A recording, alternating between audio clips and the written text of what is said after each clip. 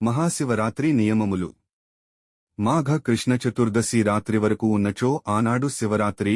అప్పుడు శివరాత్రి వ్రతము చేసినచో అశ్వమేధ ఫలము గలుగును అని నారద సంహితలో ఉన్నది. అర్ధరాత్రి అనగా రెండవజాము చివర 2 గడియలను, మూడవజాము మొదట 2 గడియలను అని మాధవుడు చెప్పెను. పూర్వదినమున అర్ధరాత్రి దాటిన తర్వాత చతుర్దశి వచ్చి ఆమరునాటి అర్ధరాత్రి వరకును ఉండకపోయినను ఏకవ్యాప్తి సత్వముచే పూర్వదినముననే శివరాత్రి వ్రతము చేయవలెను. పూర్వదినమున అర్ధరాత్రి నుండి మరునాడు ప్రదోషము వరకును చతుర్దశి యున్నచో పూర్వదినముననే మహాశివరాత్రి. జయాయోగము త్రయోదశితో గూడియుండుటకు ప్రాధాన్యము ఉన్నది కనుక పూర్వదినము మహాశివరాత్రి అని కమలాకరుడు చెప్పెను. పూర్వ పరదినములు రెండింటిలోనూ అర్ధరాత్రి వేళకు చతుర్దశి లేనిచో ఆదినమే శివరాత్రి. 2 రోజులను అర్ధరాత్రి వరకు చతుర్దశియున్నచో ప్రదోష కాలమును ప్రధానముగా భావించి నిర్ణయించవలెను. 2 రోజులను ప్రదోషవేళకు చతుర్దశియున్నచో అర్ధరాత్రి ప్రధానముగా నిర్ణయించవలెను.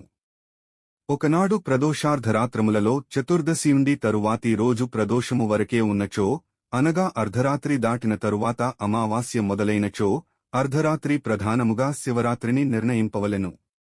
ఈ శివరాత్రి ఆది సోమ మంగళవారములలో వచ్చినచో మరియు ప్రశస్తము. ఉపవాసము చేసినవారు చతుర్దశి యుండగనే పాలన చేయవలెనని కొందరు చెప్పిరి. మరికొందరు చతుర్దశి వెళ్లిన వెంటనే చేయవలెననిరి. కాని చతుర్దశి వెళ్లినను మరునాటి ఉదయముననే పాలన చేయవలెను అని స్కాంద పురాణములో ఉన్నది. తిథి చివర పాలన చేయవలెనన్నది కృష్ణాష్టమికే వర్తించును, శివరాత్రికి కాదు అని కమలాకరుడు చెప్పెను.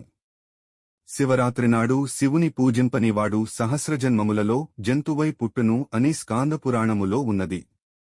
పార్వతి: నా భక్తుడైనవాడు శివరాత్రినాడు ఉపవసించి నన్ను పూజించినచో ఇహలోకమున అక్షయమైన మహాభోగములనుభవించి పరమున గణములలో నొకడై నానుగ్రహమును బొందును అని స్కాందపురాణములో శివవచనము.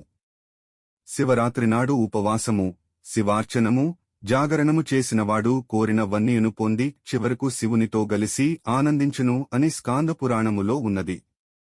సారాంశమేమనగా మాఘకృష్ణ చతుర్దశి ఏనాడు ప్రదోషార్ధరాత్రములలో వ్యాపించి యుండునో ఆనాడే శివరాత్రి. మాఘామావాస్యనాడు శతభిష నక్షత్రము వచ్చినచో ఆదినము పితృదేవతలకు చాలా ప్రియమైనది. ఆనాడు నువ్వుల పిండితో విప్రులకు భోజనము పెట్టినచో 10,000 సంవత్సరముల దాకా పితృదేవతలు తృప్తితో నుండుదురు అని విష్ణుపురాణము భారతములలో ఉన్నది. స్వస్తి.